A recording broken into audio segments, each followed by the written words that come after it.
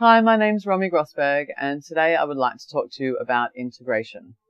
So whilst there's lots of different types of integration and different ways you can integrate, what I'd like to talk to you about today is how do you go and turn something from an experience into an actual lifestyle change? How do you create a new habit from an experience so that we don't leave it as just an experience? So why I've started implementing these integration sessions is where I live and work. There are a lot of people here that do yoga retreats, meditation retreats, detoxing. And what I often find is that people come here and have these light bulb moments, these life-changing times where they swear they've changed forever and they're going to go home quite a new person.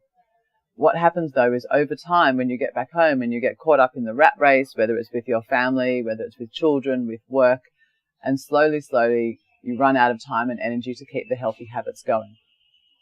What we can do though is we can learn about integration. And once we understand the process, it's much easier to integrate into your lifestyle. So the easiest way to address something like this is we're going to break it down into 4 categories. The first category is physical and movement. The second category is diet, food, nutrition. The third category is self-care. And the fourth is other. So if there's something that doesn't fit into any one of those. So with physical and movement, whether it's something like yoga, dancing, walking, exercise, so what is it that you would like to integrate into your lifestyle? So think about those different ones on a physical and movement level. The next one is food, diet, and nutrition. So what would you like to implement? What have you tried doing, or what would you like to try? And you just keep not implementing it into your life. So what are the things that you want to be doing with your food, with your diet, with your nutrition? The third is self-care. Self-care is very important for everybody.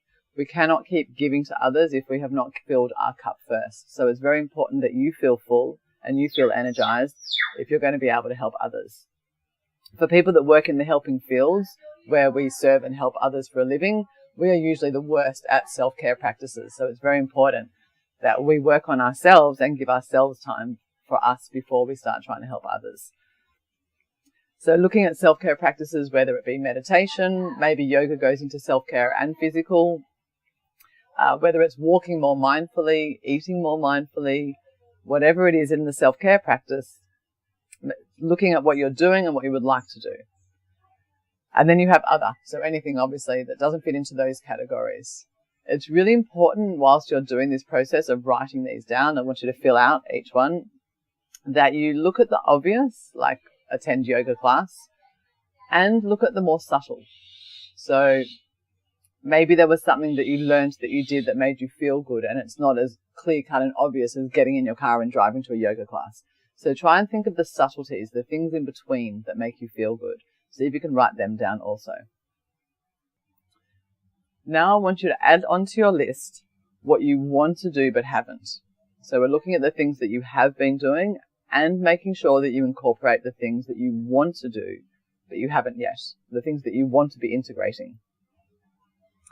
And once you've done that, I want you to add any breakthrough moments. So any breakthrough light bulb moments that you had of something that you learnt, did, tried, that you really want to implement into your life, add those also. Now I want you to look at all the lists that you have in front of you, and I want you to circle the ones that you want to integrate, the ones you want to incorporate into your lifestyle now. You don't have to incorporate everything all the time. You don't want this to be stressful and feel like it's a job.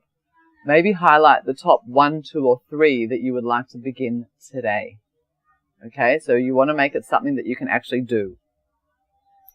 Now comes the fun part. There are 4 key questions that you need to ask yourself. It would be great if you write the questions down and then you really sit and think about the answers. Because if you can get to the bottom of all of these answers, that's when you know that you are integrating. So the first one is why. Okay? Why do you want to incorporate this particular thing into your life? It's really important that you know why. Because if you don't know why, it will fall by the wayside and it won't happen. So if you're looking at something like yoga, for example, why would you like to integrate yoga into your lifestyle? Okay, why? You need to be able to answer why. Okay, so really think about the answer. It might be more subtle than obvious. The second question is what? What is it about that thing that you want to integrate? So using yoga again for an example, just to stay on the same theme. Maybe you went to a few yoga classes and you thought it was great and you went home feeling fantastic. That's great. But what was it about the yoga class? Was it the positions, the asanas? Was it the shavasana at the end where you lay down and meditated? Was it the camaraderie of being in a group full of like-minded people? Was it the yoga teacher's voice? Was it the background music that they used? Was it the fact that you gave yourself 60 or 90 minutes dedicated to self-care? What was it about that yoga practice or whatever it is you want to integrate that you need, crave, want to take into your life? It's a really, really important question. Think about all of the subtle things that happen that made you actually feel good. If you understand for yourself why you want to integrate it and what about it do you need to integrate, then you can start integrating. Once you've understood these two, you get into the more logistic side of it. So the third question is how? How are you going to integrate it? What are you going to do about it? How do you plan? You have to have a plan. How do you plan on integrating it? So a great little trick is to attach it to a habit that you already have. So for example, whether you want to go to yoga class, whether you want to do 10 minutes of stretching at home, or maybe you want to journal for 10 minutes. Maybe that's what you want to implement. So how are you going to do that? So maybe you can pick a habit that you already have.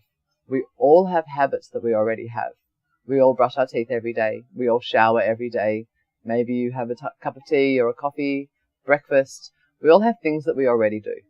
So a great little trick is to attach it. So maybe you say to yourself, I'm going to do 10 minutes of journaling and then brush my teeth. And the same way now, when you brush your teeth, you don't notice it. If you continue to make that your practice, you will then journal for 10 minutes and then brush your teeth. And after a few weeks or a month, you won't realize you're doing it anymore because it's a habit and we don't notice habits. So you attach it to something that you already have and it makes for a much smoother transition into a new habit. And the last one is when. When are you going to start? When are you going to start to create this new habit? You've got to have a plan. This is not, I'd like to do this sometime, somewhere, on occasion. This is, when am I going to do it? I'm going to do it on Monday at 9 in the morning. I'm going to start next weekend. Pick a day, pick a time, and start actually implementing it. Maybe you need to put it on your to-do list. Maybe you need to schedule it in. Depends on your personality and how you work. So these are the 4 key questions that you need to ask yourself to be able to integrate. So we've done why. Why do you want to incorporate this into your life? What is it that you need is number 2. What about that thing do you need, crave, want to bring into your lifestyle? Number 3, how? How do you plan on integrating it? And number 4 is when. When are you going to do it? Don't let it fall by the wayside. So they're the 4 key questions, and if you sit and really think about your answers and think about the subtleties, not just the more obvious ones, when you sit and write those answers down, you'll be really able to get to the bottom of it for yourself, particularly the why and the what, the first 2. They will help you really, really understand it, and the second 2 are the logistics. And once you get it in here, once you really, really get it, your why and your what, then it will be very, very easy to integrate. So happy integrating. I hope you enjoyed this session. I hope it all made lots of sense for you. If you have any questions or comments, please let me know. I'd love to hear from you. Thank you very much.